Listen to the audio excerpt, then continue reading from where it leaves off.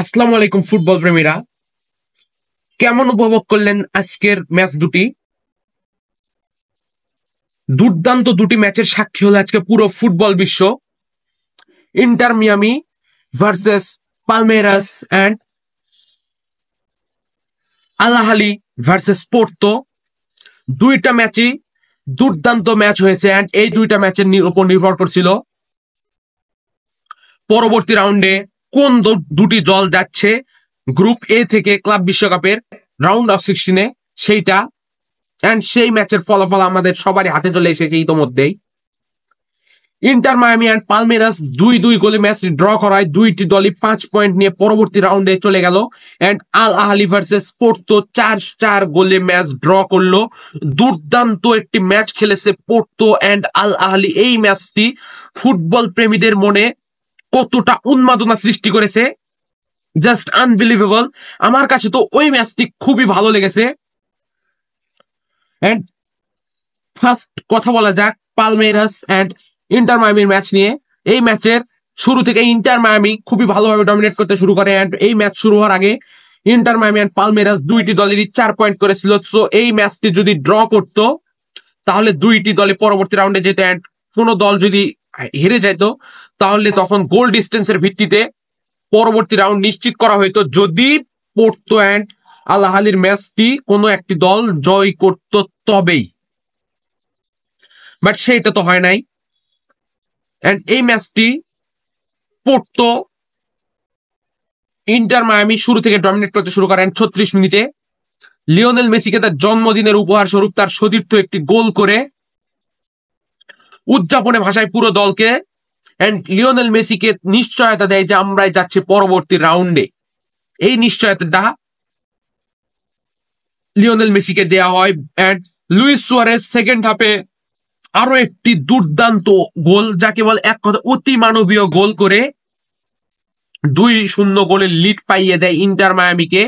শুধু সেই লিডটি ধরে রেখে খেলতে পারলেই ইন্টার মায়ামি পয়েন্ট টেবিলের এক নম্বর দল হয়ে পরবর্তী রাউন্ডের জন্য কোয়ালিফাই করত। বাট মাত্র শেষ 10 মিনিটে লুইস সুয়ারেজ মাঠ থেকে উঠে যাওয়ার পরেই পালমেরাস যে ডমিনেট করেছে আপনারা জাস্ট কল্পনা করতে পারবেন না। সব সাইড দিয়ে যেভাবে আক্রমণ করেছে এন্ড তারা তার রেজাল্টও বের করে নিয়ে এসেছে। মাত্র 10 মিনিটের ব্যবধানে 5 মিনিটের ব্যবধানে দুইটি গোল স্কোর করলো। 79 মিনিটে একটি গোল স্কোর করলো অ্যান্ড 84 মিনিটে একটি গোল স্কোর করলো। 2-2 গোলের সমতায় ফিরলো। বাট তারপরেও তাদের গোলের ক্ষুধা যেন মিটছিল না। তারা আরো গোল করার জন্য আরো ডমিনেট করতে শুরু করে, আরো অসংখ্য সুযোগ তৈরি করতে শুরু করে এন্ড এক যোগ করার সময়ের শেষ মুহূর্তে যেই শট চান্সটি ক্রিয়েট করেছিল, দুইটি শট নিয়েছিল তারা, একটি গোল বারে লাগে অ্যান্ড একটি গোলকিপার সেভ দিয়ে দেয়। এই সেভটি না দিতে পারলে হয়তো বা আজকে ম্যাচের রেজাল্টটা 3-2 হয়ে যায় তো পালমেরাস ম্যাচটি জয়লাভ করতো।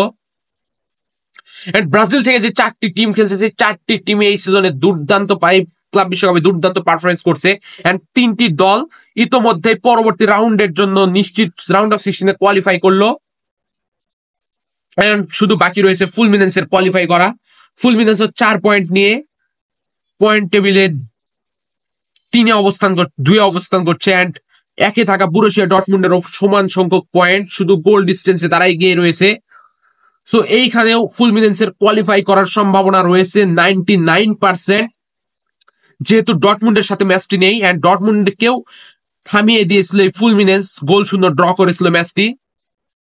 এন্ড এখন আসি পোর্তো ভার্সেস আল আহলির ম্যাচটি নিয়ে। এই ম্যাচটিতে 4টি গোল আল আহলি শুরু করলো 7 মিনিটে গোল স্কোর করে এন্ড এরপরে পোর্তোর গোল, আবার আল আহলি পোর্তো এইভাবে একের পর এক 4টি গোল স্কোর করলো উভয় দল। 4 গোলের সমতা নিয়ে তারা মাঠ ছাড়ে। যদিও দুইটি দলই এইখান থেকেই তাদের যাত্রার সমাপ্তি ঘটলো, দুইটি দল এইখান থেকে বিদায় নিল। তারপরে যে ম্যাচটি আজকে খেলেছে আল আহলির একজন প্লেয়ার আজকে হ্যাটট্রিক করে ফেলেছে এন্ড ম্যাচ শেষে ম্যান অফ দ্য ম্যাচ নির্বাচিত হয়। সো এই ম্যাচটিতে যে উত্তেজনা সৃষ্টি হয়েছিল, এই ধরনের ম্যাচগুলো ফুটবল প্রেমীরা খুবই পছন্দ করেন। তারা প্রতিনিয়ত এই ধরনের পারফরমেন্স দেখতে চায়, এই ধরনের ম্যাচ দেখতে চায়। এন্ড ইন্টার মায়ামির ম্যাচে লিওনেল মেসি আজকে খুব ভালো পারফরমেন্স না করতে পারলেও তার সতীর্থরা কিন্তু তাকে জন্মদিনের উপহার স্বরূপ তাকে পরবর্তী রাউন্ডে নিয়ে গিয়েছে। অ্যান্ড রেফারিও কিন্তু লিওনেল মেসিকে তার জন্মদিনের উপহারটা দিয়েছে। রেফারি তার জন্মদিনের উপহার স্বরূপ একটি ইয়েলো কার্ড প্রদান করে। তো শুনতে একটু হাস্যকর মনে হলেও লিওনেল মেসিকে ইয়েলো কার্ডটা কেন দেয়া হলো আমি বুঝতে পারলাম না। মনে হয় রেফারির কাছে লিওনেল মেসি জন্মদিনের উপহার দাবি করেছিল, তো সেই কারণে দিয়েছে। এন্ড এই ম্যাচে ম্যান অফ দ্য ম্যাচ নির্বাচিত হয় লুইস সুয়ারেজ। এন্ড এই ম্যাচটি ইস্তেফা উইলিয়ামের জন্য অনেক কিছু ভালো কেটেছে। ফার্স্ট হাফে যখন মাঠ ত্যাগ করছিল উভয় দল, তখন টানেলে লিওনেল মেসির সঙ্গে তিনি দেখা করে অ্যান্ড তার থেকে জার্সি চেঞ্জ করে তার সাথে। অ্যান্ড ম্যাচ শেষে লুইস সুয়ারেজ সঙ্গে জার্সি চেঞ্জ করে। একই ম্যাচে দুইজন কিংবদন্তির সাথে জার্সি চেঞ্জ করলে দুইজনের সাথে থেকে জার্সি নিল। সো এই বিষয়টা ইস্তেফা উইলিয়ামের জন্য অনেকটি বেটার, ভালো, অনেক ভালো হয়েছে।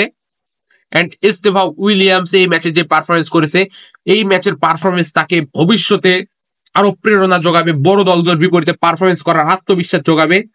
সো ওভারঅল ফুটবল প্রেমীরা ভালো দুটি ম্যাচ উপভোগ করলো। আপনি কোন ম্যাচটি দেখেছেন? এন্ড এই দলগুলোর পারফরমেন্সে আপনি খুশি নাকি হতাশ? এন্ড আরেকটা বিষয়, লিওনেল মেসি কিন্তু পরবর্তী ম্যাচে ফেস করছে পিএসজি কে, ইউরোপিয়ান চ্যাম্পিয়ন এন্ড তার সাবেক ক্লাব। হয়তোবা ওইখান পর্যন্তই হইতে পারে লিওনেল মেসির শেষ যাত্রা এই ক্লাব বিশ্বকাপে। বাট ম্যাচের আগে কিছুই বলা উচিত নয়। ফুটবলে যে কোনো সময় যে কোনো কিছু হইতে পারে। এন্ড গত ম্যাচে আমরা পিএসজি কেও দেখেছি সাফার করতে, বোটাফেগো পিএসজি কে থামিয়ে দিয়েছিল। ওভারঅল ফুটবল ফ্যানরা এই ক্লাব বিশ্বকাপটি মনে হয় আমার ভালোই উপভোগ করছে। সো আপনি কেমন উপভোগ করছেন? আপনাকেই বলছি, যে ভিডিওটি দেখছেন তাকেই বলছি, আপনি কেমন উপভোগ করছেন এই ক্লাব বিশ্বকাপটি অবশ্যই কমেন্টসে জানাবেন। এন্ড পরবর্তী ভিডিওতে আবারও আপনার সঙ্গে দেখা হচ্ছে, কথা হচ্ছে। সেই পর্যন্ত ভালো থাকবেন, সুস্থ থাকবেন। আজকের মতো এই পর্যন্তই। Tata, good bye, see you.